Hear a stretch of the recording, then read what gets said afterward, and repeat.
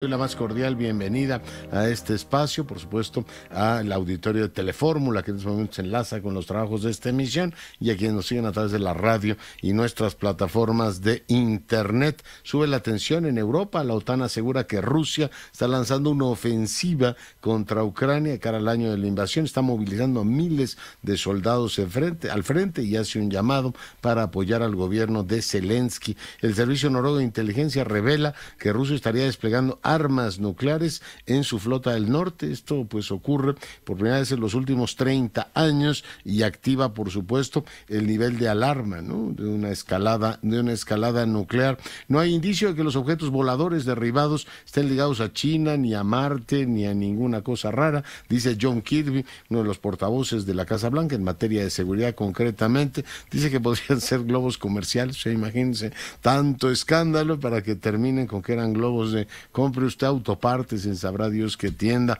o venga a hacerle su servicio al coche en tal o cual taller mecánico. Eso sí, van a crear una comisión que estudie el asunto. En más temas, le informo que hoy finalizó el testimonio del rey Zambada y la defensa de García Luna presentó a su único testigo, la esposa de García Luna, Cristina Pereira, quien intentó explicar el origen de su patrimonio inmobiliario. En más, el presidente López Obrador la ubicó en la legión mefistofélica y dijo que ella ya estaba en el bloque de los conservadores. Ya ve que este país está dividido desde la óptica presidencial entre los que están con él y los que están en el bloque conservador. Algunos, como a Cárdenas, en este caso forzó a no participar en un esfuerzo plural. En el caso de la embajadora, ya literalmente la mandó. Ahí ella responde en su Twitter que ella respeta y está agradecida con el presidente. Le recuerdo que es embajadora eminente de nuestro país. El prestigio de la UNAM no pende del plagio de una ministra, dice el rector Graue. Informó que efectivamente Yasmín Esquivel presentó pruebas y argumentos ante el comité de ética, que tendrá que sesionar y darle al rector en última instancia su informe. Rosaura Ruiz deja el cargo como secretaria de Educación, Ciencia y Tecnología de la Ciudad de México. Regresará a la UNAM. Hace un ratito platicaba con ella y le preguntaba si estaba interesada en llegar a la rectoría de la UNAM. Me dijo que de momento no está en sus planes. En más información, la Junta de Coordinación Política de la Cámara de Diputados aprueba una nueva convocatoria para elegir a los consejeros del INE, ya limpia de polvo y paja. Las comisiones de Gobernación y Estudio Legislativo del Senado discutirán y aprobarán el último artículo del Plan B electoral el próximo martes a las 17 horas. Había una amplia polémica sobre este tema, si estaban efectivamente empujando al máximo, apurando todos los tiempos. Vamos a hacer una breve pausa. Regresamos en un instante con toda la información. Fíjese que conceden suspensión a habitantes de Xochimilco para impedir la construcción de un cuartel de la Guardia Nacional. Eso ocurrió aquí en la capital de la República. También admiten segundo amparo en contra del despliegue de la Guardia Nacional en el metro. Esto es, bueno, pues está ocurriendo aquí en la capital de la República. También le informo que la delegación de rescatistas mexicanos, los que estuvieron ahí al pie del cañón en Turquía, va a regresar al país. El gobierno turco ha decidido ya empezar las demoliciones a gran escala, 9 días del sismo que ha dejado más de 35,000 muertos, una auténtica tragedia. Y hay que reconocer que el presidente, sé que a mucha gente no le gusta que diga esto, pero a mí me resulta pues un señor que, más allá de la coincidencia que pueda tener uno con sus políticas, con algunas me parece, esto por ejemplo, de apoyar a Turquía me parece acertadísimo, que haya dado los 6 millones, que este país arrime el hombro ante tragedias por distantes que sean. Hay otras cosas en las que no coincido, pero bueno, yo considero que es un señor que tiene mucha gracia cuando plantea o formula ciertas cosas. Vea usted el misil que le mandó, pues yo no sé si era algún miembro de su familia el que le mandó, dice, hay hijos que ya tienen más de 30 años y no se van nunca de la casa, un misil directo a, bueno, pues estos jóvenes ya no tan jóvenes. Tú dices, soy un jovenazo, ¿qué edad tienes? Pues 30 años, ¿en serio eres así jovenazo de estar ahí pegado a papá y a mamá? Claro, dice, yo aquí es donde me siento mejor.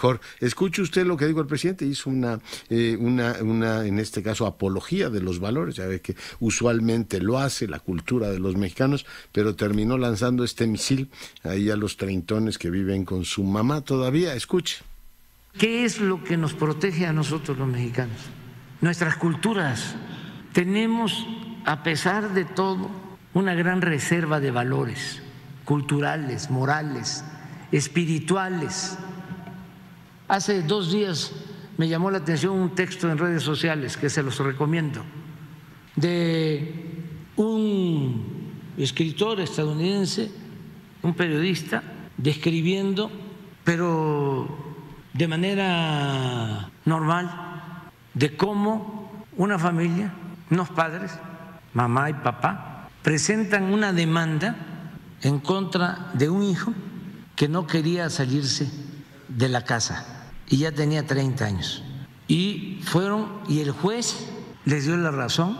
El muchacho pedía 6 meses de ampliación para estar todavía en su casa y les dijeron, no, te vas. ¿Ustedes imaginan eso en nuestra familia? Sí, por eso abusan, ¿no? No se quieren ir nunca. Ahí está el misil que lanzó el presidente, a quien corresponda. Selene Ávila, diputada federal, buenas noches.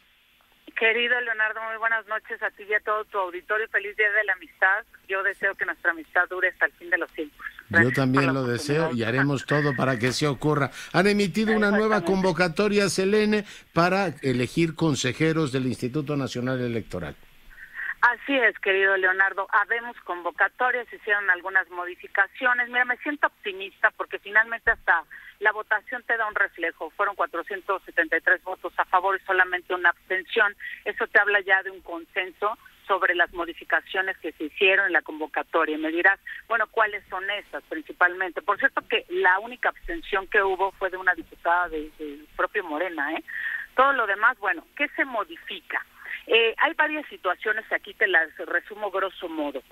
Primero, se está acatando, Leonardo, una sentencia de la Sala Superior del Tribunal Electoral del Poder Judicial de la Federación, que si no me falla la memoria es la sentencia sub-JDC-1479/2022, que, bueno, determinó ciertas directrices en esta sentencia de la Sala Superior, que también debo aclarar que la convocatoria considera que la Sala Superior en esta sentencia se excede en facultades y considera también que se invade eventualmente el ámbito de la esfera competencial del legislativo. Lo deja claro en la convocatoria, en este acuerdo, pues.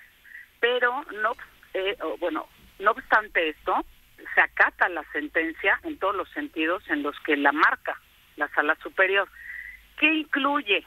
Por ejemplo, temas como que para continuar con este proceso de designación del Comité Técnico de Evaluación iniciado ya por el INAI, por la CNDH y la JUCOPO, que respectivamente tendrá INAI 2, CNDH 2 y JUCOPO 3, perfiles para integrar estos 7 del Comité Técnico Evaluador, pues bueno, ya sabes, tienen que tener un perfil probo, reconocido, de prestigio, sin tinte partidista, sin cargos de elección popular, etcétera, etcétera.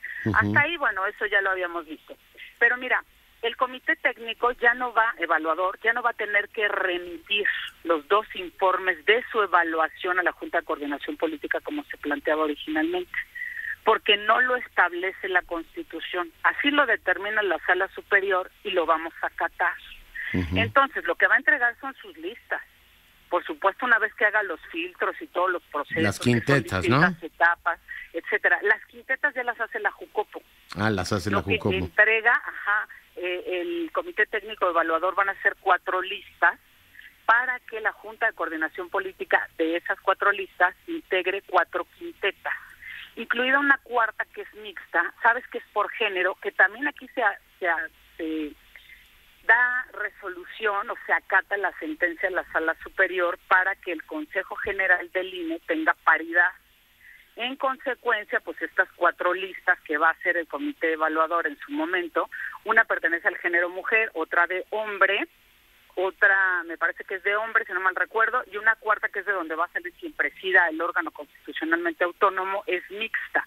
Una quinteta donde va a haber 3 personas de un género y 2 de otro género. No se precisa hasta ahorita de qué género, pero son 5 y es mixta, y de esa cuarta lista saldrá la quinteta. Sale la presidencia. Para que presida exactamente la presidencia de este organismo constitucionalmente autónomo. Entonces, bueno, vamos avanzando, es un proceso complejo, es un proceso donde se tienen que llegar a acuerdos, pero mira, pues hasta ahorita ahí está la voluntad política. Me parece que queda de manifiesto con la forma en la que se ha votado y ahora tenemos que seguir con todo el proceso, que también he de decir que se ajustan ciertas fechas con cuestiones mínimas dentro de estos cambios para los aspirantes, para la entrega de sus documentos, etcétera, etcétera, para que puedan pedir la revisión de su examen, si así lo consideran, etcétera. El proceso continúa y bueno, vamos a ver cómo queda primero integrado este comité evaluador y tenemos que ir pasando las distintas etapas o fases para poder llegar hasta el tema de las quintetas, que tienen que ser avaladas, o evidentemente un nombre por quinteta para ocupar la vacante, y también la de la presidencia por las 2/3 partes del Pleno en la Cámara de los Diputados. Bien. Y en caso de que no se alcanzaran los consensos, que no creo que lleguemos a esos escenarios, francamente, pues ya está, y lo contempla la ley. La insaculación. Pero pregunta, ¿su primera opción no va a ser, Selene, ir a insaculación como sugirió el secretario de Gobernación? No, en absoluto. O sea, va a haber negociación y se va a ver perfiles. No, sí, exactamente, va a haber perfiles. Entonces eso yo creo que le da mucha legitimidad, legalidad, certeza. No es porque fuera ilegal la insaculación, en la ley está. Y está, pero como último recurso, si entiendo bien, pero ¿no? Como último recurso, y se va a quedar así, Leonardo, como último recurso, porque si no, no tendríamos estas fases que va a realizar el Comité Técnico Evaluador, que además ya no va a rendir informes, nada más entrega sus listas.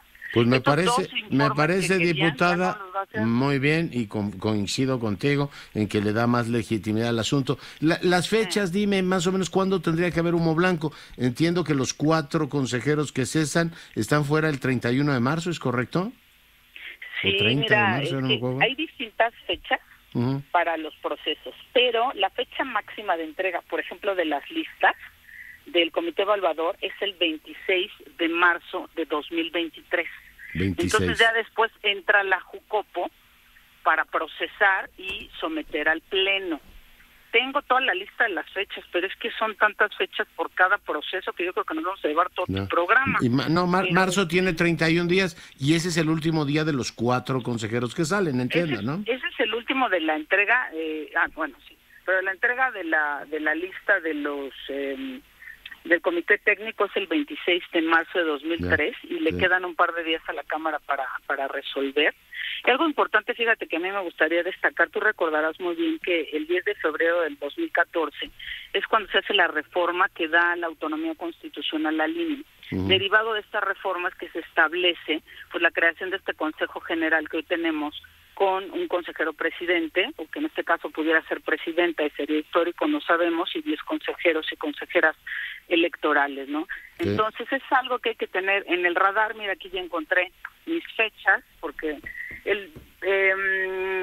déjame ver si son que tengo el tema es que va, no te preocupes, el tema es que va, digamos, cumpliéndose las etapas en tiempo y forma. Yo te agradezco mucho, Selene, diputada Ávila, que has estado esta noche con nosotros. Así es, querido Leonardo, y la próxima vez que yo espero que este proceso lo sigamos compartiendo con todo tu auditorio, les vamos dando las fechas y cómo va caminando este proceso, que además ya por último te digo, lo que se va a evaluar es la currícula y los documentos de soporte que entreguen quienes aspiran. Ese tendrá un valor de 40%, un 30% lo ocupa la exposición de motivos, el 30% el ensayo. Ya una vez que pasan ese proceso, bueno, también vienen las evaluaciones de los aspirantes en cuanto a las entrevistas, también un examen que presentarán es el 7 de marzo de este año a las 11 de la mañana en la Cámara de Diputados, donde tienen que tener conocimiento en materia constitucional, gubernamental, electoral, de derechos humanos, y por lo menos un título de licenciatura, que, ojo, no necesariamente tiene que ser en derecho, aunque sí tienen que acreditar una formación en materia electoral por haber ocupado cargos en temas electorales, no políticos, sino electorales.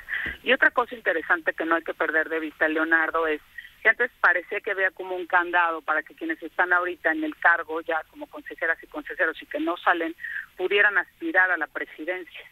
Y en la convocatoria, en el acuerdo, no encuentro ningún impedimento para ello. Es decir, una consejera, ahora cualquiera de ellas podría, en ese caso, optar por entrar a la... dejar de ser consejera y optar en este caso por ir a la convocatoria de presidente. Pudiera ser, porque no hay una prohibición. no hay un candado. Entonces vamos a ver cómo se van desarrollando las etapas, porque en eso no hay una precisión, fíjate, pero es un dato interesante. No, lo es. Estoy seguro que varias consejeras estarán encantadas de oír esto. Diputada Ávila, muchas gracias.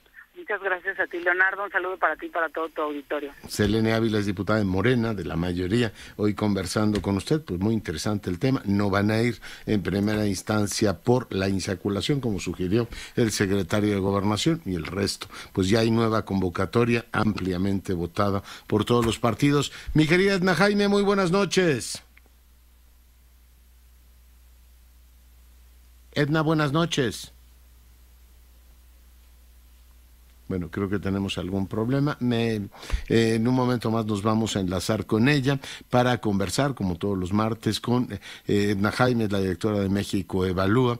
Vamos a ver si ya la tenemos. Y si no, vamos a otros temas. Fíjese que, pues hubo el día de hoy, como le comentaba, una agria polémica entre el presidente no participó en la polémica, sí directamente, aunque como le digo, mandó a la embajadora a la zona de las conservadoras, pero sí el canciller de la República tuvo duras palabras. El asunto es si México debía o no debía ser un tercer país seguro. Yo creo que el tema sigue siendo motivo de una enorme polémica. Dice que la embajadora Bárcena quería plantear el que México funcionara como Turquía.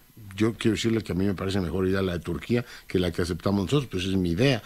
Por supuesto, el presidente decidió otra cosa, decidió que recibiéramos a la gente sin ningún recurso a cambio, en muchos casos sin hacerse cargo la Federación del apoyo a los migrantes, que queda, o los que esperan su refugio, quedan en manos de los municipios y quedan en manos de las organizaciones de la sociedad civil. En cualquier caso, pues el tema ha generado esta enorme discusión que pues no podemos dejar de lado, ¿no? Se da en la cúpula del gobierno. Usted recuerda que tanto la embajadora Bárcena como su marido, Agustín Gutiérrez Canet, pues son personajes que en su momento, particularmente el embajador Gutiérrez Canet, parecieron muy cercanos al presidente de la República. No he podido enlazarme con Edna Jaime, pero sí he podido enlazarme ya, y se lo agradezco mucho, con mi compañero Alejandro Ope. Mi querido Ope, ¿cómo estás? Buenas noches. Buenas noches, Leonardo. Buenas noches, auditorio. Oye, pues tú has seguido puntualmente el juicio García Luna. Hoy declaró su mujer. ¿Tú qué balance tienes? Y platícale al auditorio cuáles son tus escenarios, Alejandro. Mira, para poner en contexto, hoy se terminó la presentación de los casos, tanto en la Fiscalía como la Defensa. La Fiscalía presentó en total a 26 testigos, la Defensa solo a uno. ¿Por qué este desbalance? Pues porque los objetivos son distintos, ¿no? La carga probatoria completa recae en la Fiscalía, ¿no? García Luna no tiene que demostrar su inocencia. La Fiscalía tiene que demostrar su culpabilidad más allá de una duda razonable, ¿no? Eso explica un poco la divergencia. Cierra la Fiscalía presentando primero al rey Zambada, ¿no? Que repitió algunas de las afirmaciones que ya había hecho en el juicio al Chapo Guzmán en 2018, en el sentido de que habría dado sobornos directamente a García Luna en 2006. Luego, digamos, ese testimonio fue cuestionado por los abogados de la Defensa, señalando que había habido contradicciones en sus diversas declaraciones sobre ese punto. Había cambiado las fechas, había cambiado los montos, etcétera, ¿no? Pero afirmó que de cualquier manera sí lo dio. Y luego la Defensa cierra con, pues básicamente con la esposa de Gerardo García Luna, explicando su patrimonio. ¿Y por qué hace esto y por qué yo creo que es importante? Porque lo que trata de hacer la Defensa es desacreditar la idea de que recibió sobornos, ¿no? Que en la medida en que su patrimonio se explica por su actividad profesional más créditos, que el incremento del patrimonio es explicable, ¿no? Un patrimonio explicable. Entonces surge la pregunta, o al menos están tratando de inducir en el jurado la pregunta de dónde está el dinero, dónde están estos decenas de millones de dólares que los testigos cooperantes dijeron haberle dado a García Luna como sobornos, ¿no? Ahora, a partir de aquí, o sea, ya solo quedan dos cosas. Uno, mañana van a ser los alegatos finales. Sí, tanto la Fiscalía como la defensa van a resumir su caso frente al jurado, van a argumentar la Fiscalía va a argumentar por qué considera, ¿no?, dada toda la evidencia, que García Luna es culpable más allá de una duda razonable, y yo imagino que la defensa va a insistir en estos elementos de duda, ¿no? Y a partir de ahí recibirá el jurado instrucciones largas, son como 50 páginas de instrucciones sobre cómo valorar las pruebas que recibieron, y el jurado deliberará hasta llegar a una decisión unánime. Eso es importante señalarlo. El veredicto, ya sea de culpable o no culpable, tiene que ser unánime. Los 12 jurados tienen que pronunciarse en el mismo sentido. Si uno solo decide votar en sentido contrario, sucede lo que se llama un jurado ahorcado. Y entonces, en esas circunstancias, lo que pasa es que se anula el juicio y la Fiscalía podría reiniciar todo el proceso, podría reiniciar desde cero, pero digamos a un costo muchas veces no lo hacen porque esto implica un costo enorme. Esto es un juicio que implica un costo enorme de millones de $3 años reuniendo pruebas, ¿no? No, o sea, y más, ¿no? Entonces representa, y además tiene que hacerse una pregunta muy si eso sucediese, tendría que hacerse una pregunta muy en serio la Fiscalía, ¿no? Puede encontrar otro jurado, digamos, en la misma jurisdicción, que sea igual, que frente a las mismas evidencias sea, digamos, más probable que llegue a una decisión unánime o no. Oye, pero grosso modo se estima que probablemente para el viernes podríamos ya tener el veredicto. Para este viernes, vamos rápido. Oye, dos vectores analíticos sobre la mesa. Uno, después de toda esta descarga narrativa y política en contra de García Luna, pues aunque se supone que los jurados no oyen medios, no creo que traiga un ambiente muy favorable. Y luego está el sesgo étnico, ¿no? Es decir, pues en este caso es mexicano y no creo que tenga un ambiente muy favorable en la opinión norteamericana. ¿Estos temas para ti son definitivos? Y el segundo vector es, a mí me ha resultado decepcionante, te pregunto a ti que sigues puntualmente este tema, la Fiscalía y sus pruebas, ¿no? Han sido puras declaraciones, puras cosas de oída, y no tiene nada firme. Ope. Sobre lo primero, sí, obviamente todos los jurados tienen sesgos, los sesgos étnicos son uno de ellos, digamos, la reputación de un policía mexicano en Estados Unidos, en el noreste de Estados Unidos, probablemente no sea muy buena de arranque, ¿no? Probablemente ya venga con un hándicap. Pero yo creo que los jurados sí se toman, por entrevistas que se han hecho a posteriori a jurados, sí se toman en serio su papel, sí se toman en serio la evaluación de las evidencias, más allá de los sesgos personales que puedan tener. Entonces, en ese sentido, no creo que esté enteramente cantado el resultado. Ahora, sobre la caso de la Fiscalía, en efecto, lo cantaron desde el principio, ¿no? Que esto iba a estar construido fundamentalmente en las acusaciones, en las imputaciones de testigos cooperantes. Oye, pero una intervención telefónica, por lo menos. Digo, si tenían intervenido a Calderón y Peña Nieto, ¿cómo no tienen una de Genaro, no? Aquí hay un punto bien de fondo, ¿no? Déjame ponértelo. Aquí hay dos puntos de fondo. Uno, lo que narra el caso de la Fiscalía, lo que narra es una relación larga, intensa, ¿no?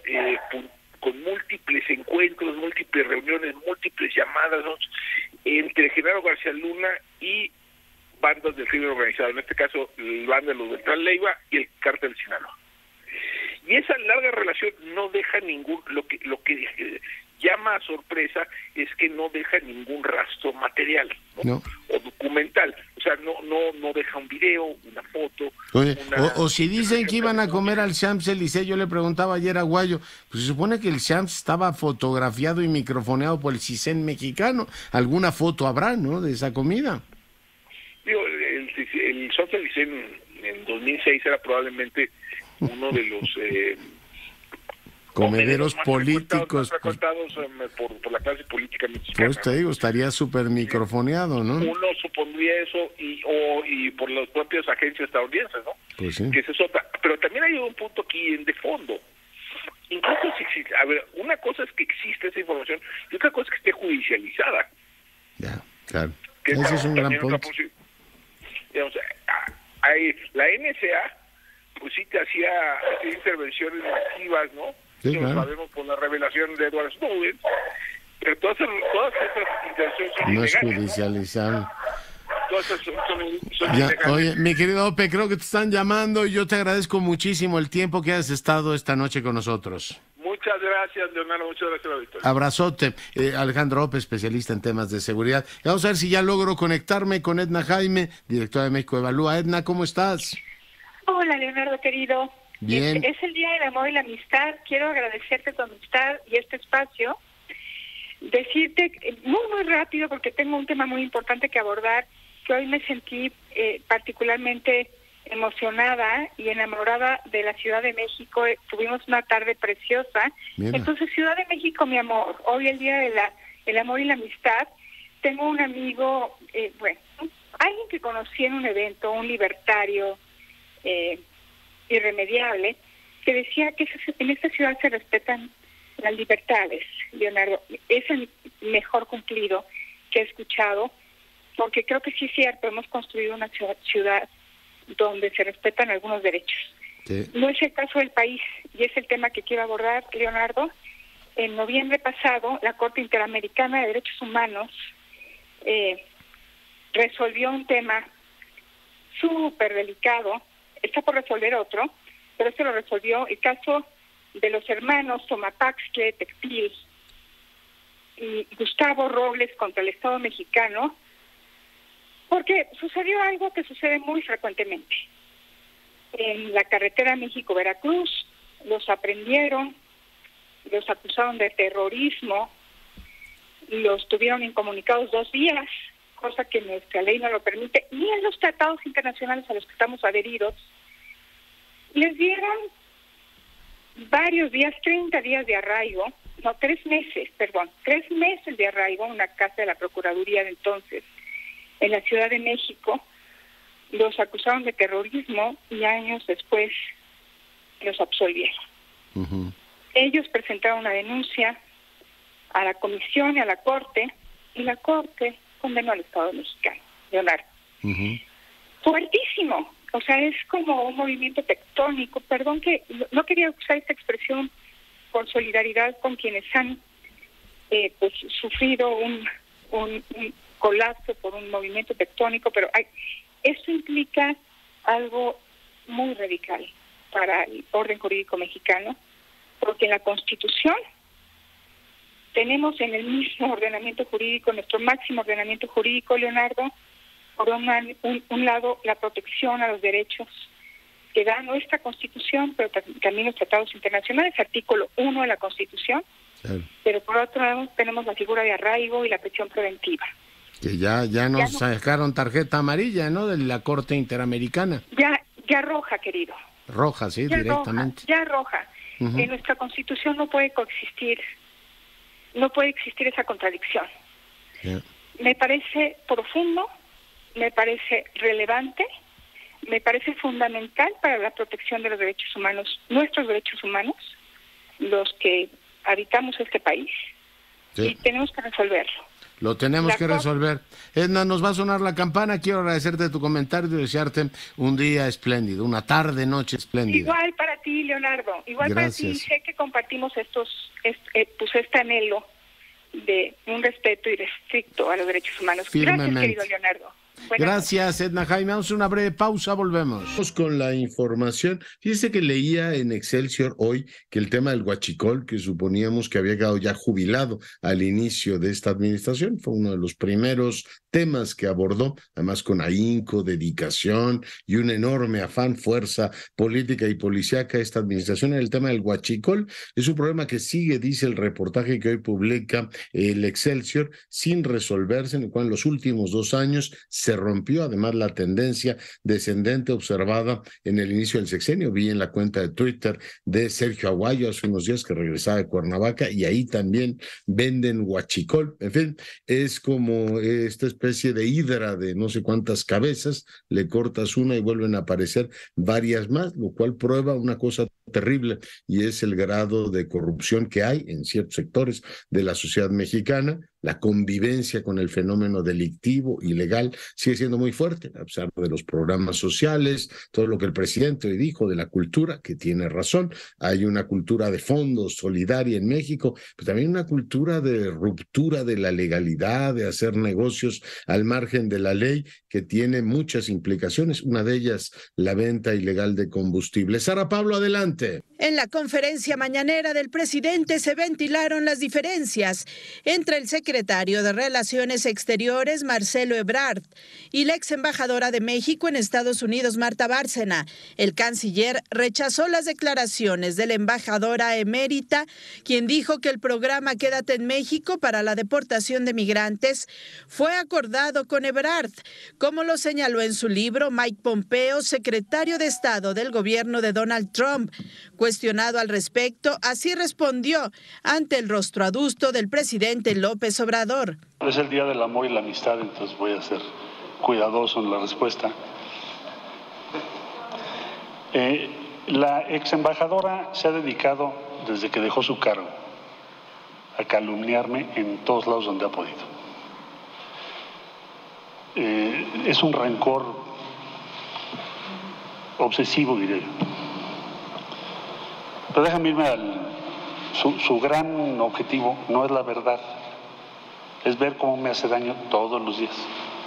Enseguida narró algunas de las reuniones que sostuvo con funcionarios de Estados Unidos de la administración Trump y reiteró que era el objetivo de autoridades de esa nación que México se convirtiera en tercer país seguro. Ebrard aseguró que en todo momento mantuvo informado al presidente López Obrador de cada paso, decisión y medida acordada, pues de lo contrario ya no sería canciller. Dijo que además todo se transparentó al Senado. ¿Qué se logró al final de esto? No tuvimos los aranceles y no tuvimos el tercer país seguro. Ella, en cambio, ya les había dicho, y nunca le tuve confianza a ella por eso, y qué bueno que no se la tuve, porque ve lo que está diciendo ahorita, y la ingratitud con el gobierno que la nombró embajadora en Washington, que es la embajada más importante de México. Ya les había ella dicho que sí al tratado de tercer país seguro, siempre y cuando fuera como en Turquía. Entonces, simple y llanamente es falso, y yo estoy orgulloso de formar parte del gobierno del presidente López Obrador y de lo que hemos logrado con Estados Unidos en condiciones extraordinariamente difíciles. El presidente López Obrador señaló que no tiene nada de qué avergonzarse. Apuntó que las afirmaciones de Bárcena carecen de fundamento y son conjeturas. Además, cosas que no son ciertas. Al preguntarle si ella se definió ya por el conservadurismo, él respondió que sí. Y es claro que no está con la denominada Cuarta Transformación, pero aclaró que no se arrepiente de haberla nombrado como embajadora en Washington. Yo creo que está en ese bloque. Con nosotros no. Es que cada quien es libre. Aquí no se obliga a nadie. Cada quien es responsable de sus actos. Y la historia nos juzgará. Que quiera tomar un camino, que lo siga. Que quiera tomar otro camino, pues es libre. Es maravilloso eso. Es muchísimo mejor que la simulación, que la hipocresía. Es fuera máscaras. Ya no hay medias tintas. Ya vamos a definirnos con claridad, no a la política robalera. Ya hemos hablado de que solo el robalo anda en dos aguas. Añadió el presidente que es bienvenida la polémica y el debate, pues exhibe lo que es el conservadurismo. Con imágenes de Alberto Tláhuiz en Grupo Fórmula, Sara Pablo. Con esto nos vamos. Yo soy Leonardo Curcio. Hoy nos ha acompañado mi compañero Mario Ávila con su inspiración musical. Cuídese y sea rabiosamente feliz. Se lo merece.